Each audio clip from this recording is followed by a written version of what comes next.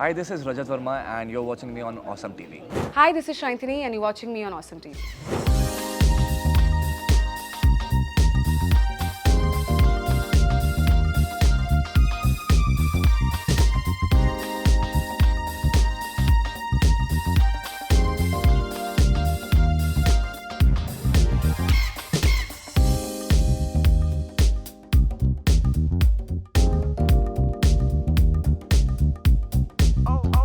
Hi this is Sejal Makhija and you are watching me on Awesome TV. आज हमारे साथ है रजत वर्मा। पहले तो आपका वेलकम। जय का किरदार आप कर रहे हो, कैरेक्टर कितना टफ है लीडिंग रोल, और वो भी राजपूत टाइप में।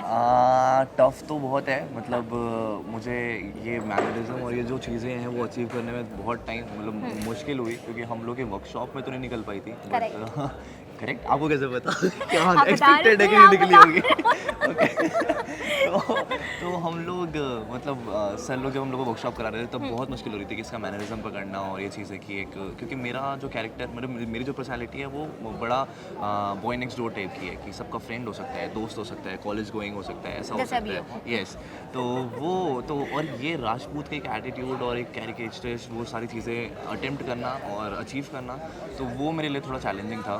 तो उसमें वर्कशॉप में तो नहीं निकला। सर लोग थे कि यार थोड़ा सा वो थे कि पता नहीं कर पाएगा कि नहीं कर पाएगा, बट जिस दिन हमने स्टार्ट किया ना first day of show, and it was पता नहीं वो कहाँ से आया, वो कॉस्ट्यूम पहना, वो सारी चीज़ें हुई, तो अपने आप ही निकला ये शो आ गया यार, वो पता नहीं कहाँ से आ गया। बस it was something like dream. 70 episode complete हो गए शो के, थोड़े दिन में सेंचुरी हो जाएगी, फिर देखते देखते 500 हो जाएगा। तो कैसा लग रहा है? बहुत मज़ा आ रहा है, क्योंकि ना एक तो मेरे लिए कल्चर नया है, राजस्थानी कल्चर और ये चीज़ों में, और जहाँ की ये कहानी ऐसा मतलब जिस प्रथा पे दिखाई गई है तो थोड़ा सा पुरानी प्रथा है, तो उस टाइम को लेके कैसे वहाँ पर क्या चीज़ें होती थी, और मुझे राजस्थान को थोड़ा सा एक्सप्लोर करने का वो मिल रहा है, तो इसमें मुझे बहुत मज़ा आ रहा है। बहुत सारी नई चीज़ें करने के लिए मिलती है, जैसे तलवार चलाना। मुझे तलवार चलानी नहीं आती थी, बट तलवार भी चलाई हमने, और स्वॉर्ड फाइटिंग हुई है। फिर उसके बाद कि आपको मेरे को बहुत कट्स लगे, मेरे को बहुत चोट लगी फॉर द रियल वन। हमने रिहर्सल किया था उस पर, लेकिन वो मैंने तोड़ दी। तो अब हमें थोड़ा सा रियल वाले से करना पड़ता, लेकिन वो शार्प नहीं थी बस, लेकिन उसे कहीं ना कहीं पर मेटल था कुछ, तो वो कट जाता था। ऑब्वियसली लग जाता है। मेरे को बहुत चोट लगी है इस शो में, तो ठीक है, सक्सेस मांगता है ब्लड। ऑब्वियसली चढ़ावा दे रहे हैं हम लोग। यस, बलि दे एक प्रथा से निकल के दूसरी प्रथा फॉलो कर रहे हैं।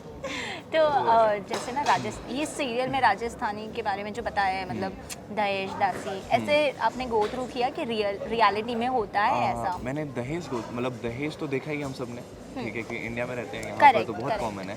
सो दासी वाला जो प्रोसेस है वो नहीं देखा, बस मुझे लगता है कि जहाँ तक मैंने कहीं सुना है कि ठीक है, वो अपनी हाउस हेल्प भेजते हैं, और कि बेटी को कोई प्रॉब्लम ना हो, उसकी चीज़ें जानता है ये, उसकी रेसिपीज़ जानता है, तो ये उसके लिए बना के दिया करेगा, ये उसकी ख्याल रखा करेगा। तो आई थिंक ये उसी का ही एक्सटेंडेड वर्जन है, कहीं पर ये उसी कॉन्सेप्ट पे है। तो इस चीज़ को मैंने देखा तो नहीं क्लोजली, बट हाँ कि अब कहीं पर सुना है कि होता है या चीज़ें होती तो हैं। ये दासियाँ ऐसी होती है ना, इनकी शादी नहीं हो सकती है ना, तो इस सीरियल में भी ऐसा कुछ है? यही है इसमें कॉन्सेप्ट कि एक दहेज दासी है, वो अब ज़िंदगी भर के लिए यहाँ पर दासी रह गई है, ना ही उसकी कोई लाइफ है, बस वो घर पे काम करेगी और ये चीज़ें रहेंगी उसको, ना ही वो शादी कर सकती है, ना ही कहीं जा पढ़ लिख सकती है, कुछ नहीं कर सकती, वो सब मालिक के हाथ में उसकी ज़िंदगी है। तो आपने ना बहुत पहले बेहद किया था, बेहद 2।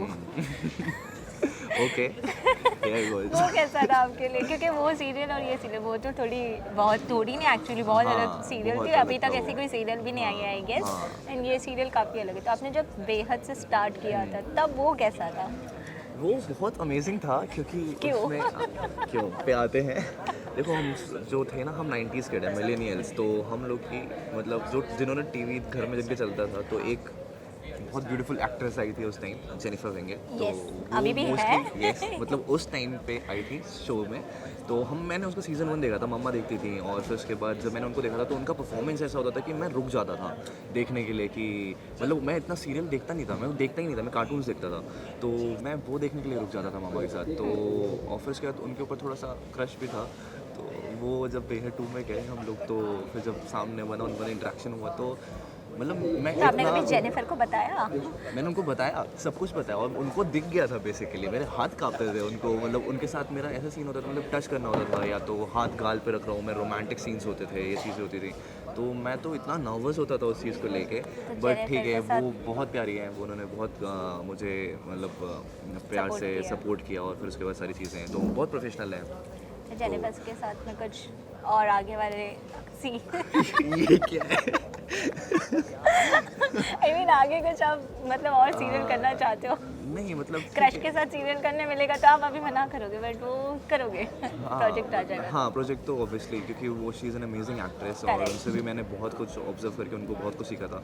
मुझे ये चीज़ है मेरे साथ कि मतलब जो भी मेरे शोज़ में जो लेडीज़ हैं, जो वुमेन जिन्होंने प्ले किया है, जैसे अभी शांतनी मैम है, फिर उसका जेनिफर थी, फिर उसके बाद हम लोग बीच में राखी मैम मेरी मॉम प्ले करी थी, तो every one was so talented and was so professional, और इनसे इतनी चीज़ें सीखने को मिली ना, मुझे लगता है उतना मेल को स्टार्स के साथ मुझे उतना कुछ सीखने को नहीं मिला।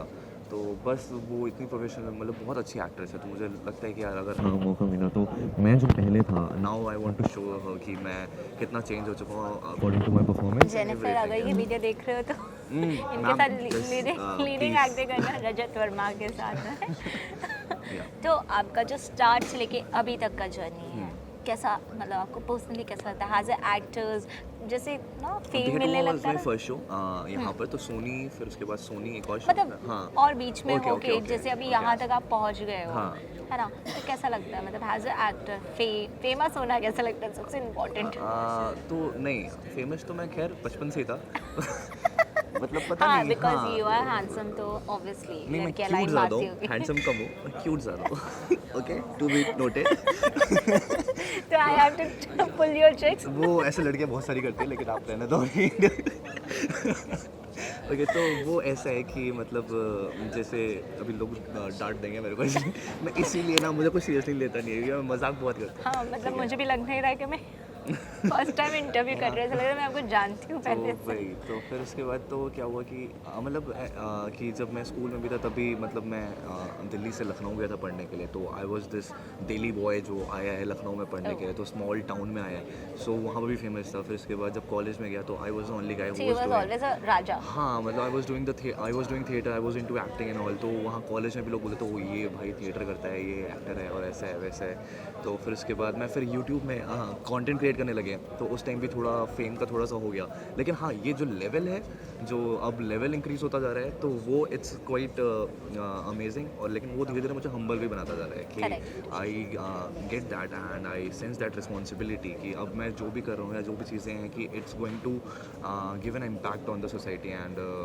लोग उससे कुछ ना कुछ शायद से इंस्पायर हो सकते हैं, तो उस चीज़ को बहुत फोकस रखता हूँ मैं, तो उसके साथ एक रिस्पॉन्सिबिलिटी आ रही है, तो उसको समझना बहुत ज़रूरी ऐसे है। ना बहुत कम एक्टर्स बोलते हैं, क्योंकि हर एक्टर्स ऐसा सोचते हैं फेमस होने के बाद चलो ये प्रोजेक्ट नहीं करूँगा, मुझे नहीं फ़र्क पड़ता इसमें, मुझे अगर इतने पैसे मिल रहे तो मैं करूँगा। बट आपने अभी जो बोला वो काफ़ी, मैंने इससे बहुत कम लोगों से सुना, काफ़ी लोगों से हट कर था, विच आई लाइक इट पर्सनली।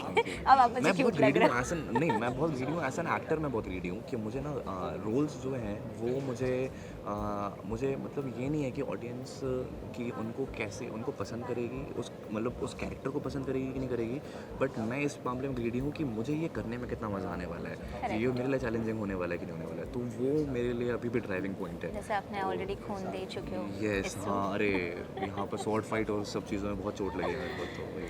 तो लास्टली ऑडियंस तक क्या मैसेज है आपका इस शो से रिलेटेड? ऑडियंस के लिए यही है कि आप लोग देख रहे हैं, आपको अच्छा लग रहा है, थैंक यू सो मच, आप और लोगों को दिखाइए, ठीक है, तो और लोगों को भी अच्छा लगेगा ये शो, और हम बहुत अच्छा शो बना रहे हैं, बहुत अच्छी चीज़ें हैं और बहुत अच्छे कॉन्सेप्ट पे बात हो रही है, ठीक है, विमेन एम्पावरमेंट पे बात हो रही है कि आप भले ही वो किसी भी दर्जे की औरत हो, आपकी बीवी हो या दासी हो या कोई भी हो, लेकिन उसको वो रिस्पेक्ट मिलनी चाहिए।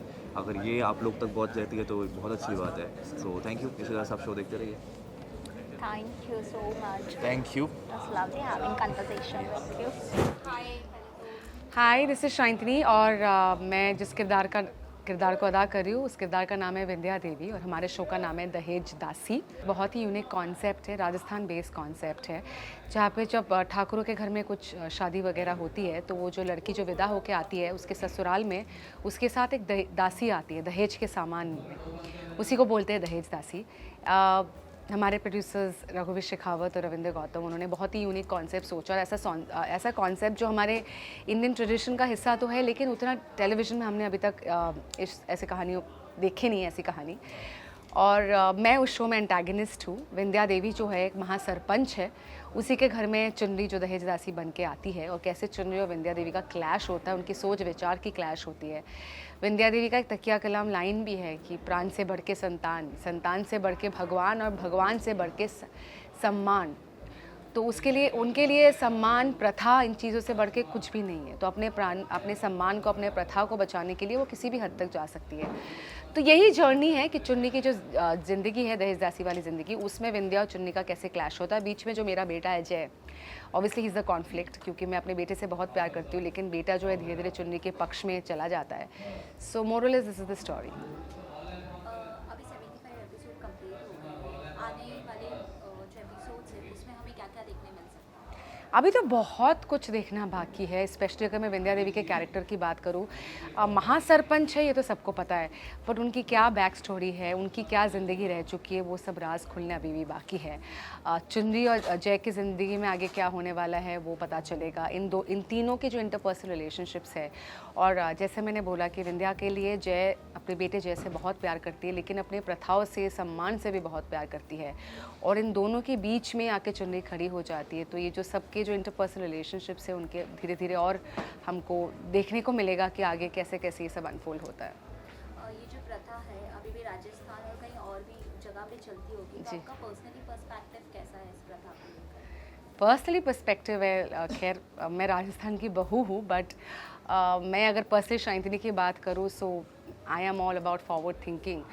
सो आई डोंट सपोर्ट सच प्रथा, because as a woman I don't think any such प्रथा।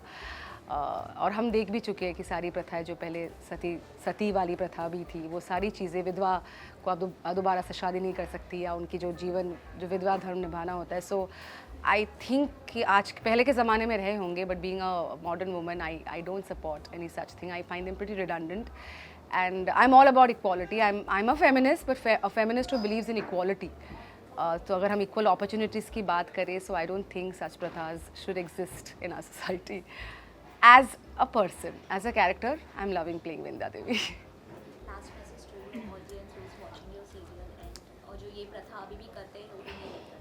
आई थिंक हमारे शो से वही देखने को मिलेगा कि देखिए कुछ ऐसे हमारे इंडियन कल्चर में कुछ ऐसी चीज़ें हैं which are very defining when it comes to Indian culture and heritage, but हर चीज़ सही नहीं है। Like I said, with time we all evolved. तो जो जिस चीज़ का महत्व उस ज़माने में रह चुका है, probably they don't hold true in current times. So I think हमारे शो के माध्यम से एक जो जर्नी, एक लड़की की जर्नी है चुनरी, जो एक दहेज दासी बन के आती है और उसके क्या हार्डशिप्स उसको फेस करने पड़ते हैं। एंड एक चीज़ आई थिंक अभी भी कॉमन है कि as much as developed we become, but I still feel it's not a very easy life when it comes to being a woman. So I think वो एक बहुत पॉइंट ऑफ आइडेंटिफिकेशन है। सो हमारे show से I think a lot of women audience, a lot of male audience overall I think relate कर पाएंगे। What are the hardships, क्या सही है क्या गलत है। या I think it's very human कि सही गलत, हमको सही का साथ देना चाहिए, ये चीज़ नहीं करनी चाहिए। And like I said, it's a very unique concept, lots of different characters, and I just hope that our audience जितना प्यार उन्होंने अभी तक हमें दिया है, वो प्यार आगे भी बरकरार रखें।